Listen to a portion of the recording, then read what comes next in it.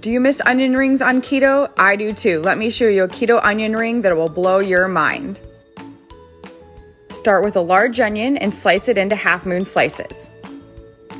Then spray up your mini dash. I love to do 2 at a time. And to the bottom of the mini dash, add a little bit of mozzarella cheese covering the bottom of the griddle. Next, place some of your half-moon onion slices onto the first layer of cheese.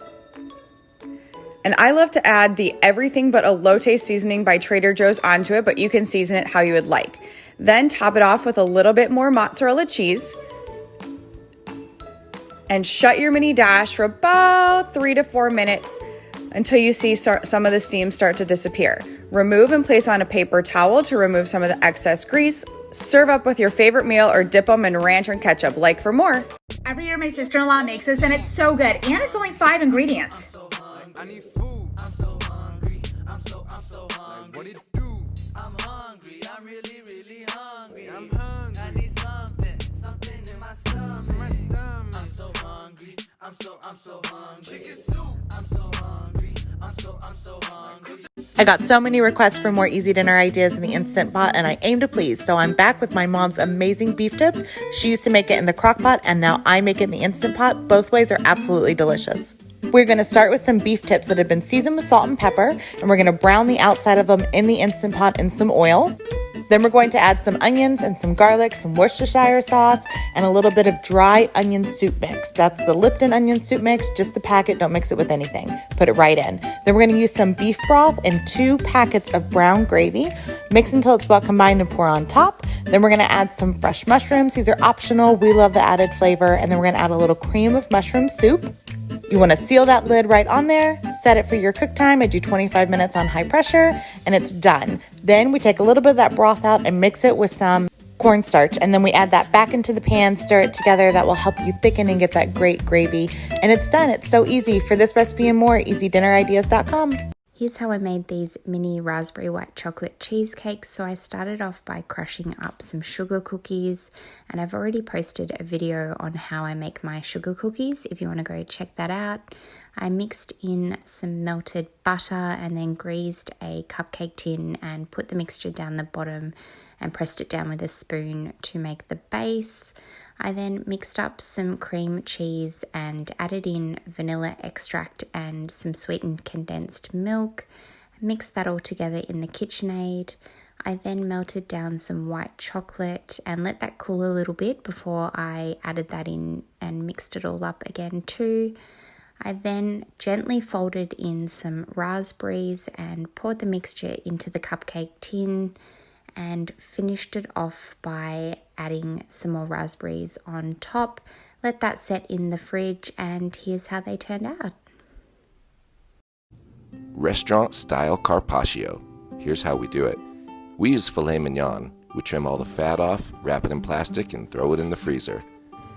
We put it on the slicer. Now it's best to slice this frozen. It comes out as thin as we can possibly get it. We're going to put that on a piece of wax paper in a circular form, the same size as the plate we're going to serve it on. Now for our dressing, mayonnaise, whole grain mustard, Dijon, and lemon juice. Give that a little mix, and we're going to grab some scallions and chives and olive oil.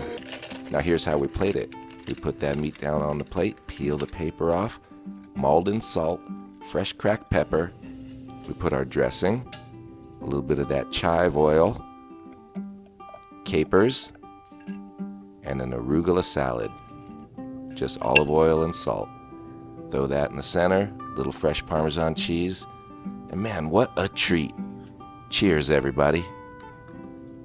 If you're ever going to make one of my recipes, let it be this one. I've been making this chili for 10 years and everyone who tries it falls in love. In a pot, heat some olive oil, then add diced onion, jalapeno, minced garlic, then saute until softened and add some tomato paste and toast for a few minutes. Add ground beef and break it up, then season with these listed spices written on the screen and mix it in as you continue to break it up.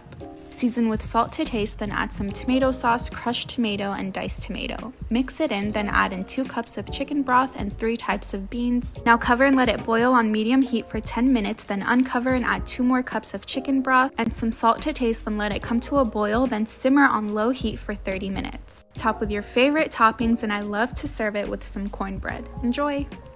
Have you ever had butter cake before? If not, you're gonna want to make this. It is delicious. Okay, you need 1/4 cup of softened butter. Use that trick you've seen all over your For You page when you inevitably forget to take it out of the fridge early, and then cream that together with 1/2 cup of sugar. Add a room temp egg, mix it all together, add 1/2 teaspoon of vanilla, mix again, it's gonna become fluffy and really yummy looking.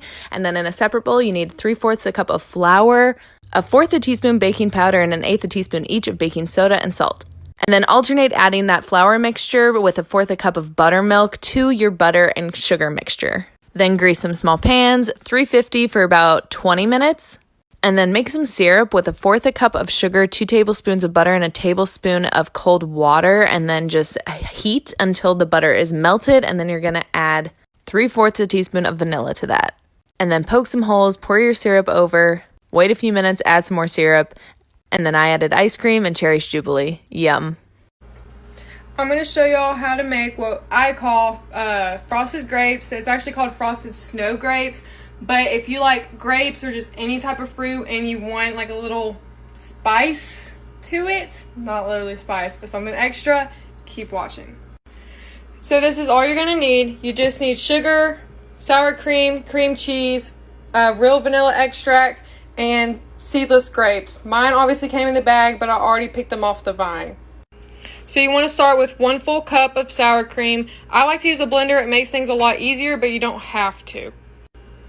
Then you want to add 1/2 cup of regular white sugar. And if you buy the Philadelphia cream cheese, they have a small package, which is 8 ounces. Use the entire thing. And finally, you want to add 1 teaspoon, not a tablespoon, of vanilla extract.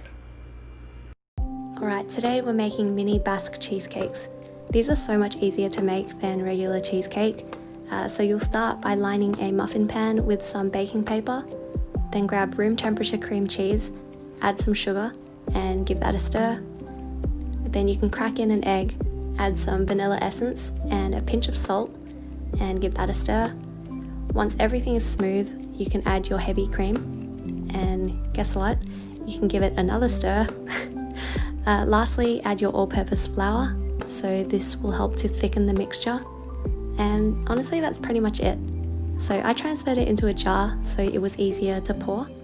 But basically distribute it evenly among your muffin pan and bake for 30 minutes at 220 degrees Celsius.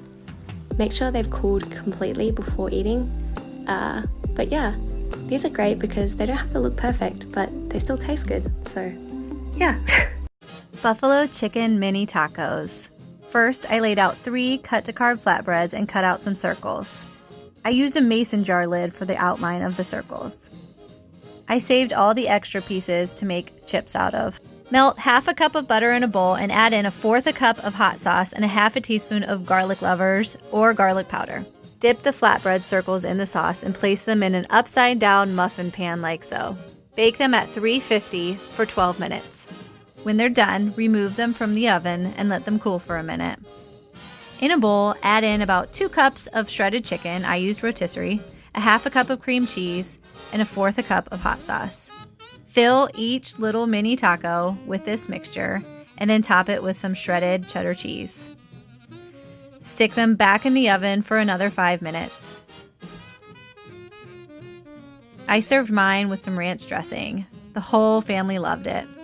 Get About It burger from Bob's Burgers. Add your tomatoes, garlic, basil, olive oil, and balsamic vinegar to a bowl. Give it a mix.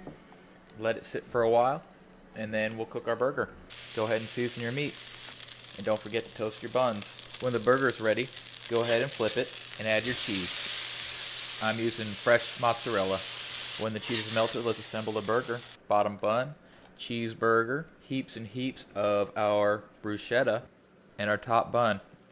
And that's the... Have you ever had Mississippi pot roast? Let me show you how I made this. You're gonna start by searing your chuck roast and then transfer back into your pressure cooker. Now we add our au jus and ranch seasoning. Now our cold butter slices. Lastly, you'll add your pepperoncinis and take a look at this. It's so easy to make. And after pressure cooking for an hour, this is what it looks like. It's so tender and juicy, you have to try this. This is just one of those meals that you have on repeat. If you haven't tried this, the full recipe is on my YouTube channel at Low Carb Love. My most requested recipe is these noodles, so let's make them. First things first, cut up whatever vegetables you want. This is what I use because it's what the local Thai place near me uses. Next thing we're gonna do is add sesame oil, ginger, and garlic to a pan. That much, and that much. Measure with your heart. I'm gonna put that on like medium. Now that it looks like this, I'm gonna add in some veggies. Voila.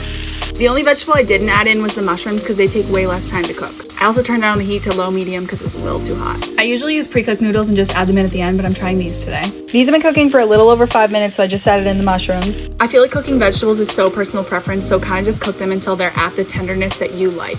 I'm just cooking the noodles how the package told me to. After your vegetables are where you want them, you're gonna add soy sauce and peanut sauce. Mix it up so the sauce gets on everything. Keep this on low until your noodles are done cooking. After your noodles are cooked, add them in and mix it all up. And that's it. Enjoy. I love air-fried avocados. Look at that cheese, melty and good. Avocado, half it, skin it, stuff it with cheese. I put a little sausage in it because I had some, and then some more cheese. Then you stick that sucker back together, roll it around in some breadcrumbs. In this case, it's crushed pork rinds. Then you put it in the air fryer, give it a whirl, and it comes out crispy and delicious. This is the ultimate chicken recipe, you guys. You have to make this. Start with some salt, pepper, and olive oil and throw it on the pan, cooking both sides. After, we want to take it out, throw in some onions, cook them up, add some white wine, creme fraiche, and Dijon, the secret ingredient. Mix it all up, put your chicken back in, and oh my God, this is amazing.